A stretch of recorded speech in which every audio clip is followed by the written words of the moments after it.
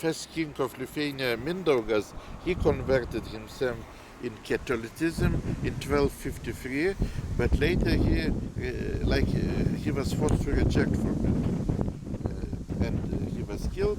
And finally, Lithuanians became Catholics in 1386-7, when they made an agreement with Poland about the joint country. But Žemaitija, the western part of Lithuania, where we are going tomorrow, Šiauliai, Kelmė, they became later, 1403, 1407. They took Catholicism, Christianity. So they call themselves like last pagans in Europe. Okay. Last pagans in Europe? No, in the world maybe, maybe in Europe, because even we had a very funny story, which is not nice, but let's say Lithuania, the first time about Lithuania, some information was in one German monastery books, but such a country of Lithuania, they wrote that one monk was killed here in 1009. Wow. So Lithuania in 2009 celebrated 10,000 years when Lithuania was known in the world. And of course it's not very... Not a good memory. One person was joking, so not enough Holocaust, so you are finding other killings to make remember. Lithuania famous with. So yes.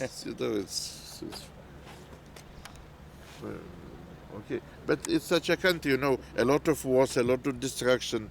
They don't have, in Lithuania, they don't have books, they don't have old books. They're writing history from the sources of Germans, Poles, and others. So it's today they started to talk that they have this, but I don't believe much. I'm very pessimistic about that. So in Lithuania, in Vilnius, there are 56 churches. Russian Orthodox churches, Catholic churches. Most of Catholic churches are Baroque style. In the books, Vilnius is written as the fancy Baroque style. The crown, but very nice church. Not here, we will see on our walk. One church was a museum of atheism. Atheism. Communists converted the church into a museum. But it helped to save a lot of art, a lot of church art.